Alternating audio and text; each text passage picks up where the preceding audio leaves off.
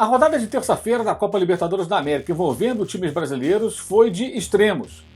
Primeiro, vimos o Palmeiras com o mais caro elenco do Brasil em mais uma exibição paupérrima, com futebol tosco, sem imaginação, sem jogadas, sem criatividade, um festival bizarro até de laterais arremessados na área do São Lourenço, que com um arremedo de time que em 20 jogos, contando esse contra o Palmeiras, chegou à sua terceira vitória, isso mesmo. O São Lourenço, um dos 5 maiores clubes do futebol argentino, havia vencido 2 vezes nas 19 partidas anteriores a essa contra o time palmeirense. Portanto, foi a terceira vitória em 20 jogos. Jorge Almiron, técnico que chegou ao São Lourenço no ano passado, quando deixou o Atlético Nacional de Medellín, né? O mesmo que foi vice-campeão em 2017 na Libertadores à frente do Lanús, que perdeu a final para o Grêmio, mas eliminou o próprio São Lourenço e o River Plate, não conseguiu dar ritmo de jogo, não conseguiu dar qualidade, conjunto à equipe atual do Ciclón. Muitas contratações, foi buscar jogadores no futebol da Colômbia, no seu ex-clube especialmente, mas as coisas não vêm caminhando nada bem. O time ficou não, porque não acabou o campeonato, tem mais uma rodada, mas está em 22º lugar na Superliga Argentina, conquistada no domingo pelo Racing, e que tem 26 participantes. Ou seja, 22º entre 26 times. É uma campanha sofrível do São Lourenço. O São Lourenço muito frágil, tecnicamente pobre, e que fez um jogo muito pau a pau com o Palmeiras. Um jogo muito igual, um jogo equilibrado por baixo, né? Qualidade muito ruim. E espanta ver como o Palmeiras não consegue jogar um futebol, que nem aquela questão do futebol bonito e tal, essa conversa, não. Jogar futebol, jogar bem. Ter a bola, criar situações de perigo, trabalhar com ela, não faz nada disso. É só chuveirinho, cruzamento na área, muito chutão, ligação direta. Foi assim que ganhou o Campeonato Brasileiro. É mais uma comprovação inequívoca da má qualidade do futebol jogado aqui no país. Ou seja, se você tem bons jogadores, uma defesa sólida, que não está sendo tão sólida assim agora, mas que foi no ano passado, esses bons jogadores do meio para frente podem resolver, porque ninguém joga futebol, praticamente ninguém tenta jogar futebol. É o país da rejeição, da negação à bola, embora o futebol se jogue com aquele objeto redondo, aquele esférico, né? Como dizem os portugueses. Em contrapartida, com um elenco bem inferior, tecnicamente, em investimento e tudo mais, muito menos mídia, muito menos torcida, né? O Atlético Paranaense recebeu o Boca. O Boca que vem muito bem. No Campeonato Argentino pode até terminar em segundo lugar, depois de uma primeira metade ruim, porque priorizou, obviamente, a Copa Libertadores, da qual foi vice-campeão. Eliminando, aliás, os brasileiros, né? Cruzeiro e depois o próprio Palmeiras. O Boca não perdia 7 jogos, eram 4 vitórias consecutivas. E 6 partidas dessas 7 o Boca havia vencido. Uma derrota apenas tinha sofrido em 2019 em jogos oficiais, antes de cair diante do Atlético Paranaense. E foi uma derrota daquelas assim categóricas, né, do Boca, né? 3-0, 3 gols do Marco Ruben. Marco Ruben, um atacante que estava no Rosário Central já há algum tempo, né? Lá ele começou e voltou depois de sua aventura pela Europa. Marco Ruben é um jogador de 32 anos e ele, sua última grande temporada foi a temporada de 2015, quando pelo Rosário Central ele marcou ao todo 21 gols em 30 jogos no Campeonato Argentino. Na atual edição do Campeonato Argentino ele jogou 9 partidas e não marcou nenhuma vez. E no ano passado, na temporada passada, ele jogou 17 jogos, 11 como titular e marcou apenas 3 gols. Fez 3 só nesse jogo. Como havia feito já um na Libertadores, tem 4 pelo Atlético na competição internacional.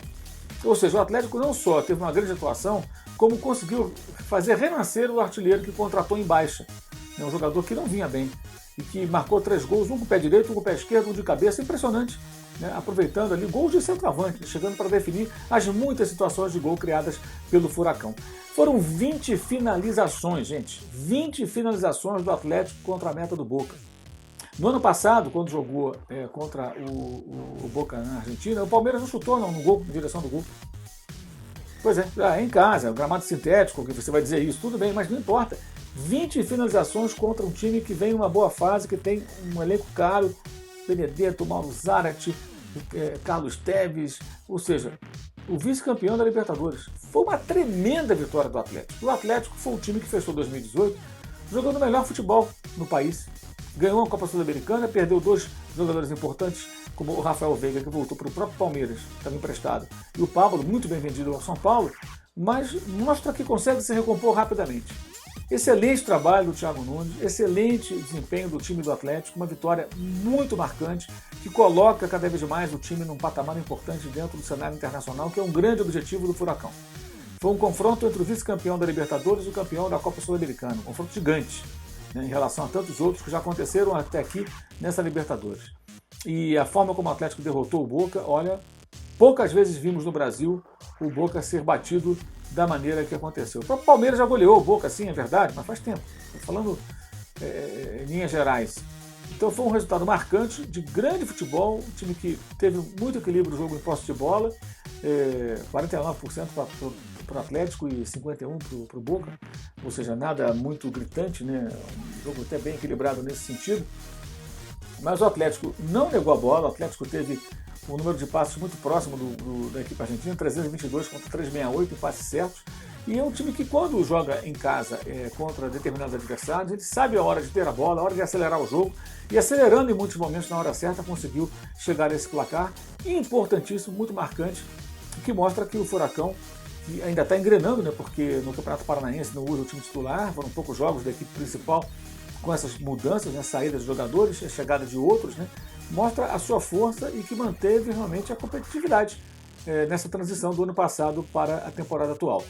Então, distintos momentos. Palmeiras, melhor elenco do Brasil, decantado, campeão brasileiro, perdeu um jogo para um São Lourenço fraco e jogando mais uma vez muito mal, muito mal. E o Atlético do Thiago Nunes indo muito bem. Aliás, já que falei no Thiago Nunes no técnico, um registro final nesse meu comentário.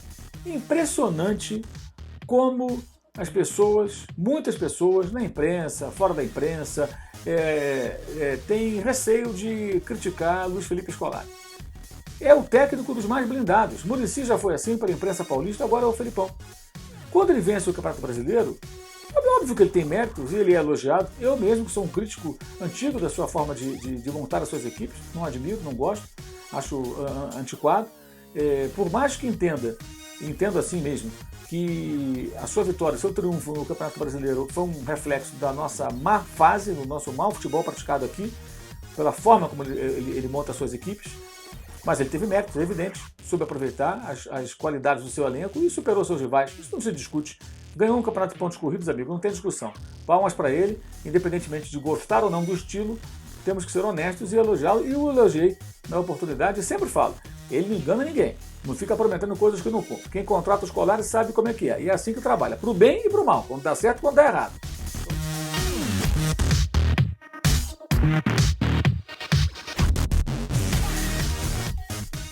Saudações.